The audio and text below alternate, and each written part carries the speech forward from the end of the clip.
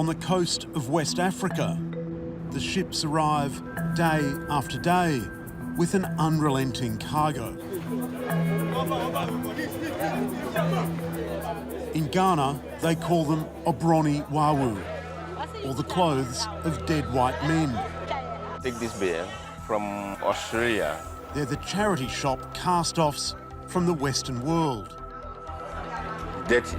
It's sweat. Yeah, rubbish. It's like an insult. Too many of them arrive in unwearable condition.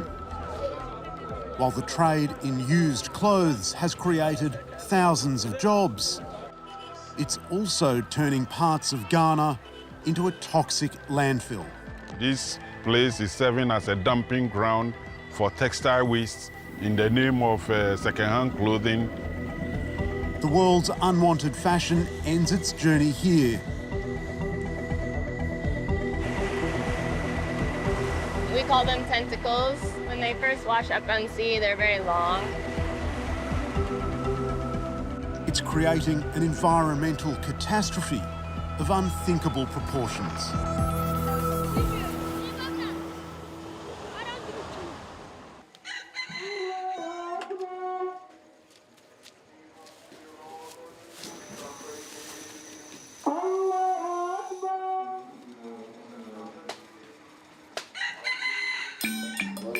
In Accra, the working day begins long before dawn.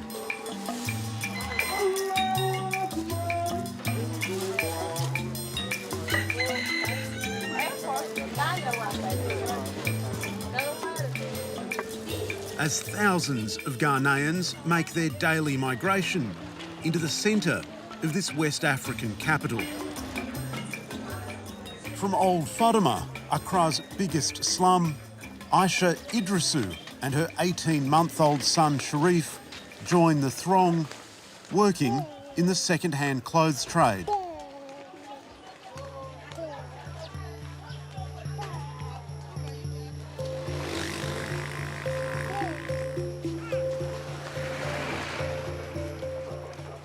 We were off. Each man in it, you need maybe a year. I see a baby, she said, when you can crack or shit. Yamba. Oh,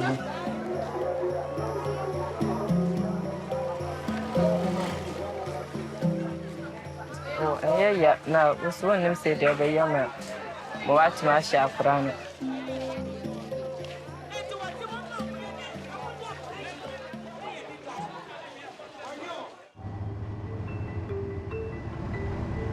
Asari Asamoah starts his day early too. He's a successful importer of used clothing. I was follow my brother whilst we are doing the business, and unfortunately my brother passed away, so he handled everything to me. I always think about him because he made me who I am. Today, new bales arrive, and Asari is checking on his order.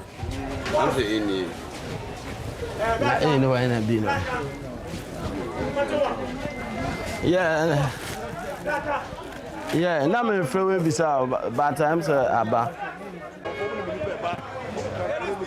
Nice, babe. Yeah, big bale with quality. I hope you get a good one. These bales are being dispatched to almost every corner of Accra's commercial heart, the sprawling Kantamanto market.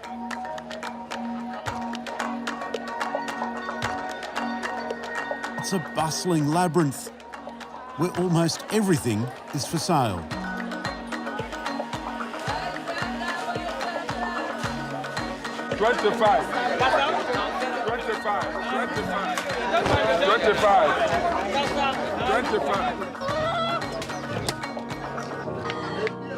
These markets are one of the biggest in West Africa, if not the world, and they're a central hub for second-hand clothing. From here, they get shipped all over Africa. For the past 2 decades, the resale of Western cast-offs has boomed here. It's created tens of thousands of jobs.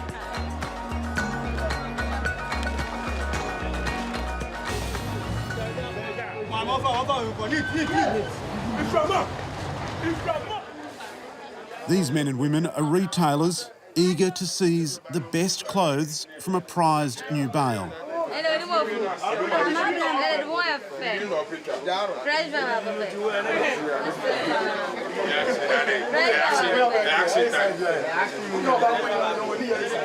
They're old friends, but this morning there's lots at stake.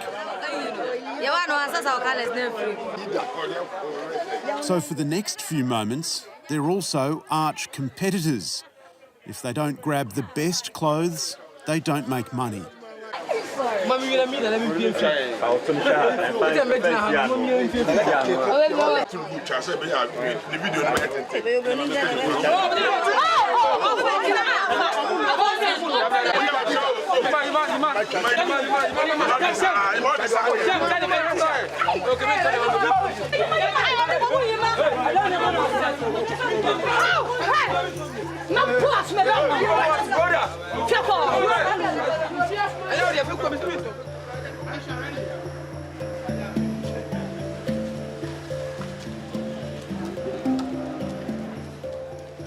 Aisha is on her way to collect a bale of clothes from Asari, the importer.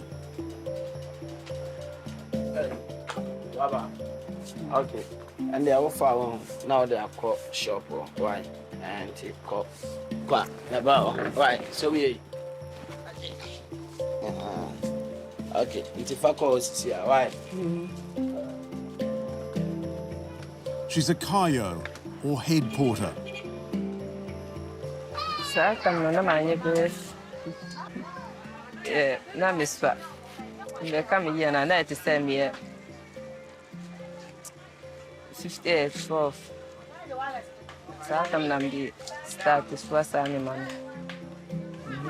Ghana's Kaye women are usually displaced from their villages in the north of the country by conflict or unemployment.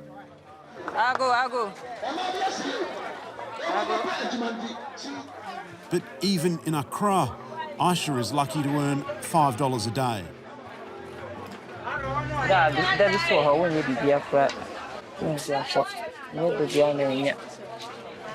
The bale of clothing she's carrying weighs more than 50 kilograms.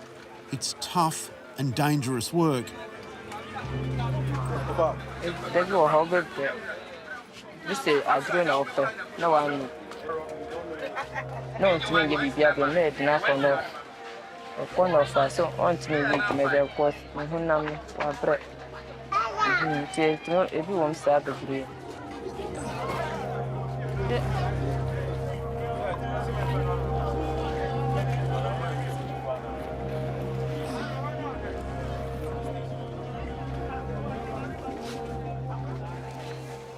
The trade in used clothing is also risky for importers.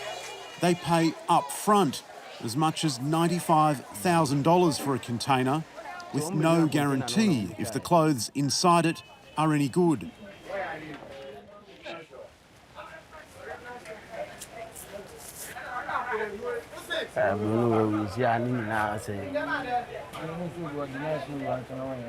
It's not easy. Sometimes if you don't have money to do this business, it's not easy for you. Sometimes you go and bought something, then you will not get what you want, then you lose your money. Asari imports as many as 3 million items of used clothing every year, most of it from the United Kingdom. When he finds Western exporters with good quality clothes, profits are there for the taking. Okay. So if you know inside that this goods is fine, that one you are going to buy it, then you get your profit. If you don't know that this goods is nice, you just bought anything, then you lose your money. Asari also sells his newly imported items to other retailers in Kantamanto Market. It looks like chaos, but there's a method to this madness. These retailers are picking the finest clothes that have come in from the bale in order to be ready for market day.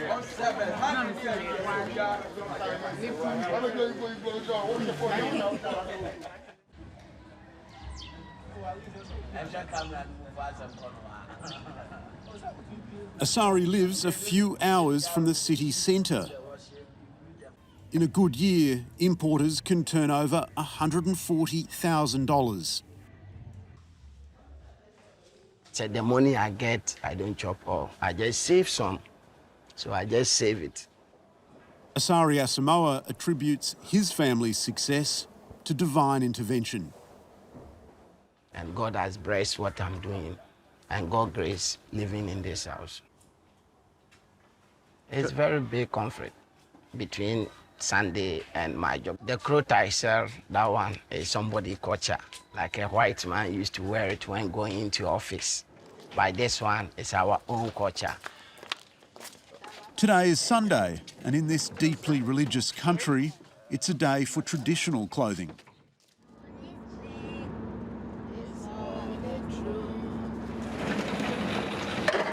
Western cast-offs are so cheap that local textile makers can't compete. Since the 1980s, their output has fallen by as much as 75%.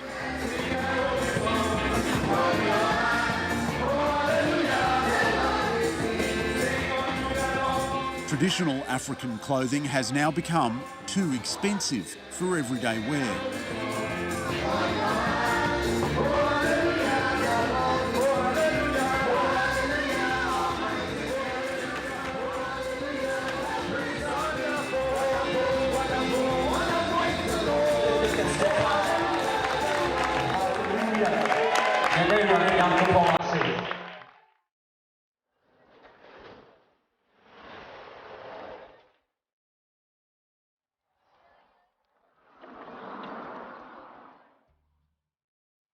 Every evening, with the market's customers heading home, a clean-up operation begins.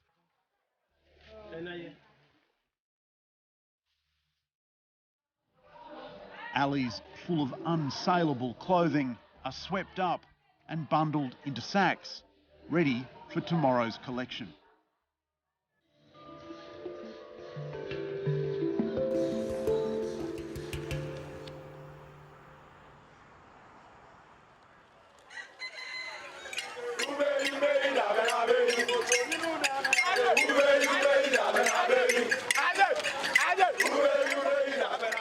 The next morning, the sheer volume of waste is staggering.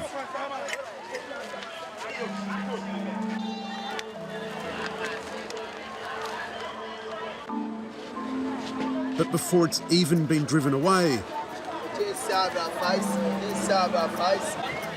another load of used clothing appears and is put up for sale.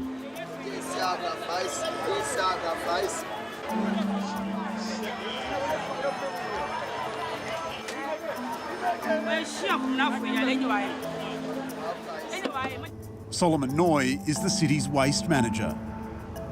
This place is serving as a dumping ground for textile waste in the name of second-hand clothing. Close to 40% of whatever shipment that are coming on a daily basis ends up to be complete chaff of no value. Every day, this truck is full to overflowing.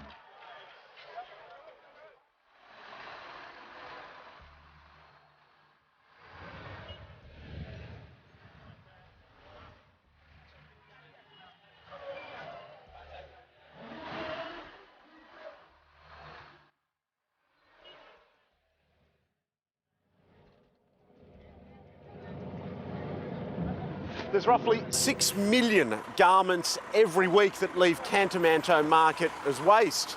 And a huge proportion of all of that clothing is trucked 2 hours north of Accra and ends up being dumped as landfill.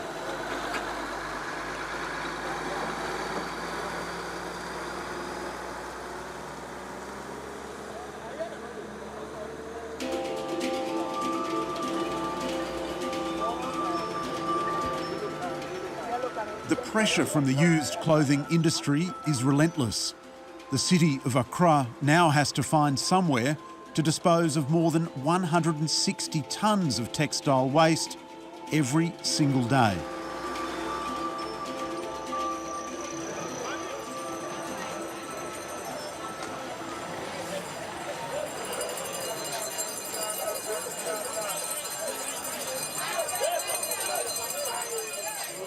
Black, we don't like it again. In Ghana, we don't like black. Christiana Manco is a retailer who sells her stock outside the city. I don't think I say 5 days. Waiting. 5 days. Yeah, I'm over there. 15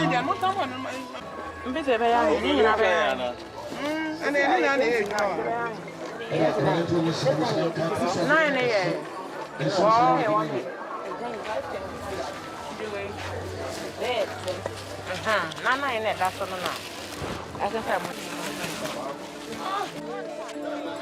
It's a hand-to-mouth existence for the single mother of 3 who travels for hours between Cantamanto Market and outer-lying villages.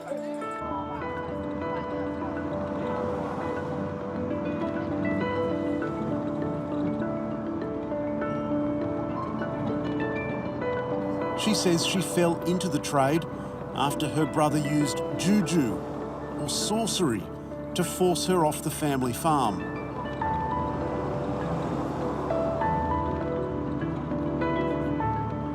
Now me call hospital almost almost yare no nti mami bi na oka kire me say why prayers bi nti me koi na omo ka kire me say omo de eduro say we ne mu nti na yes nti o me ho to me na omo say me mfi kru no so me di fi kru no so bank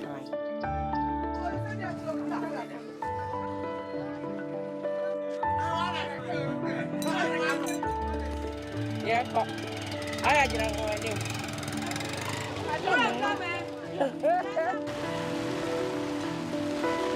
She goes from village to village selling her clothes.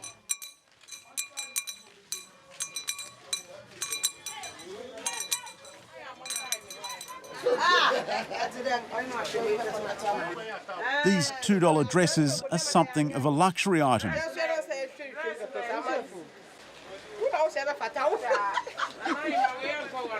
Christiana's arrival is a highlight of the week.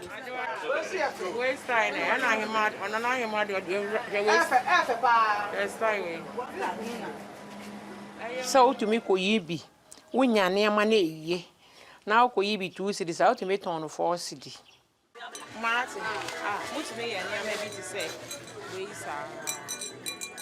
But it's a precarious enterprise because many of her customers insist on being granted credit. Oh, sister, I do quite see neema now. You need skaway.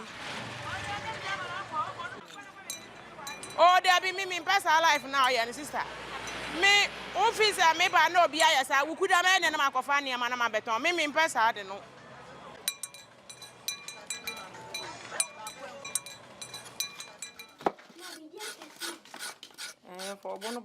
Christiana works hard to care for her family, but it's becoming harder because the bales of clothing being imported into Ghana are arriving in worse and worse condition. Obebie so no enye obeji ni sika amfa na won say ye bola me I am for a man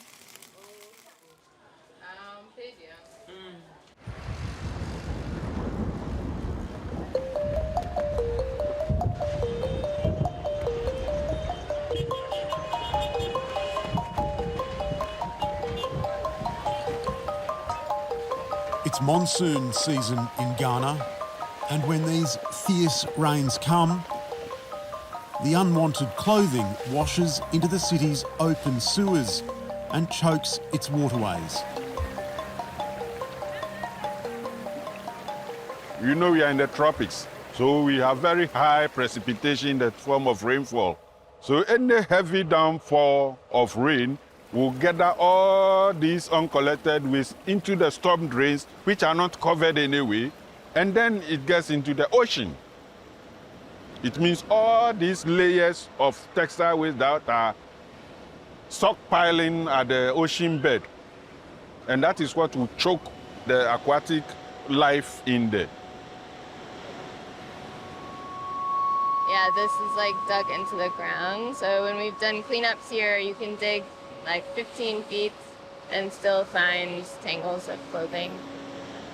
Liz Ricketts has spent the past decade documenting the impact of clothing waste on Ghana. So it also becomes really dangerous for people when they're swimming because they're like rolling back and forth and it'll hit them and then also hits the fishermen's boats and wraps around their motors. The textiles which wash back on shore become so tangled in the sand, they're almost impossible to dig out.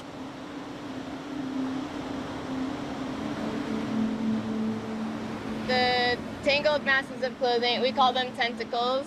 So this, is all tangled up and it's a little bit harder for you to see. But when they first wash up, they're very long. They can be 8 feet to 30 feet and sometimes 3 feet wide. These tentacles have their origins at Cantamanto Market.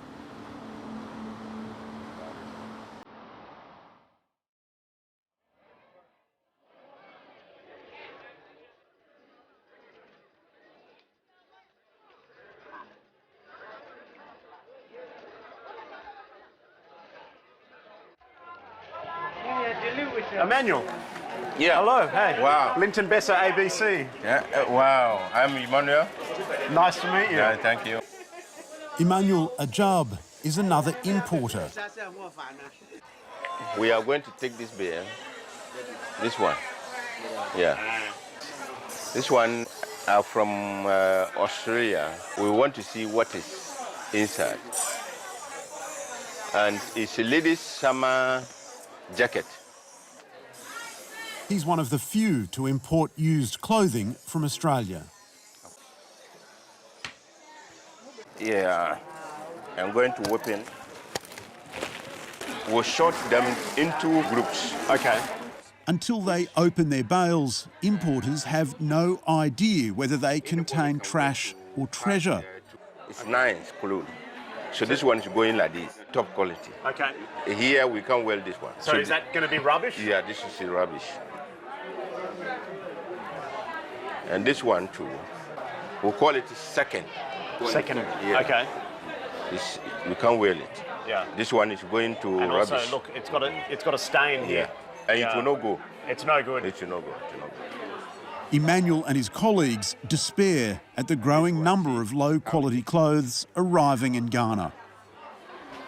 What do you think of this one? See how it is? Dirty. From here or like this. It's sweat. You should not put it in the bed. It is like an insult. It's an insult. It is insult. It is insult.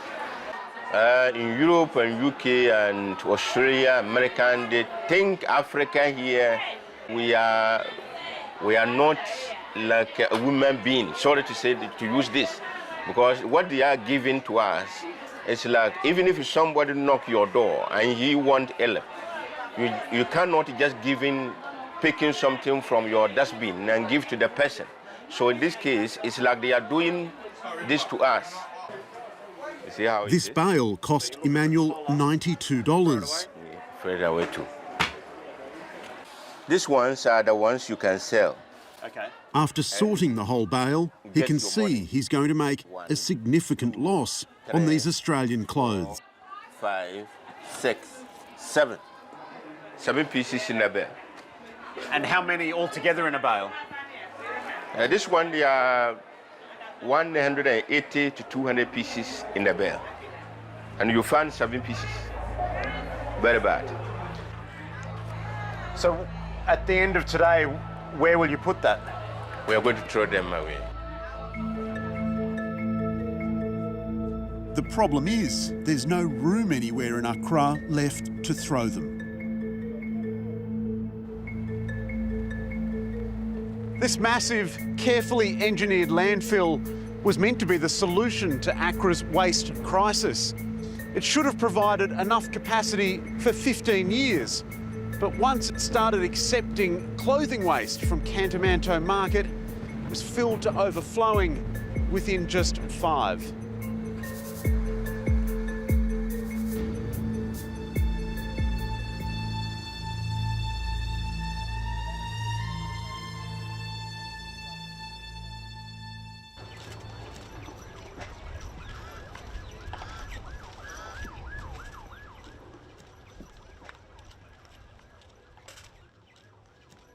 Now, the city's only alternative is a growing network of informal, unregulated dumps.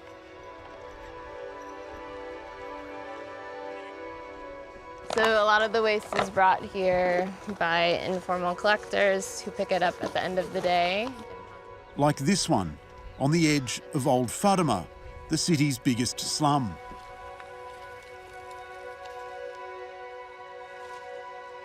Yeah, it doesn't look like there's anything wrong with them at all. Synthetic textiles can take hundreds of years to decompose.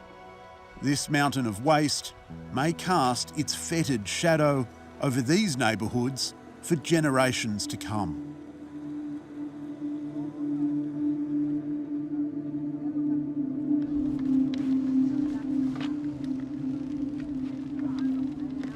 I think, unfortunately, what happens is that the waste, they are blamed for the waste. The people of Old Fatima are not responsible for this problem, but they are forced to live with it. Then this waste ends up in places like this, where it's used to further disenfranchise people who are already living in poverty, to blame them for waste that they did not create.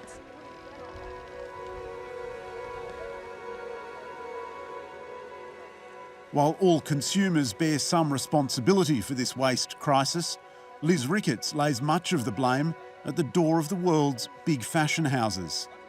Really, it's brands. It's brands that are overproducing. Waste is a part of the business model of fashion. A lot of brands overproduce by up to 40%. So when did they start burning this? At least 3 weeks ago. Much of the unwanted clothing is simply burned.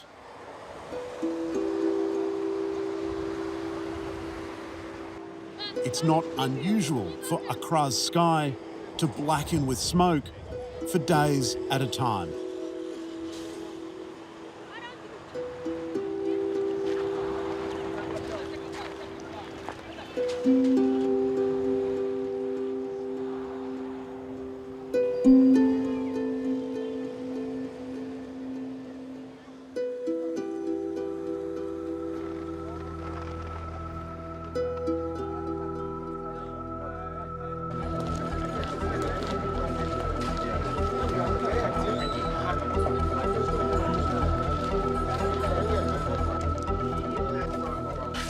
But for many who live in Old Fatima, including Aisha Idrisu, the flow of second-hand clothing into Ghana has been a lifeline.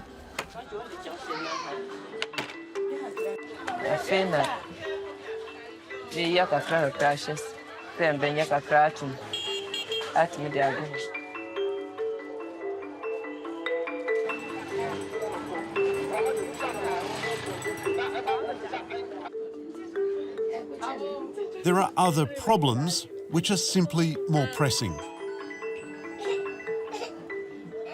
Aisha lives in this small windowless room with 4 other women and all their worldly belongings.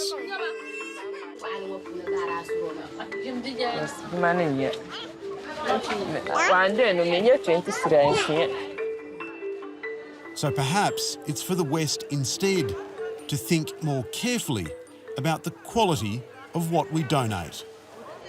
I'm not sure they've ever been conscious to ask where is the final destination of that thing they are discarding.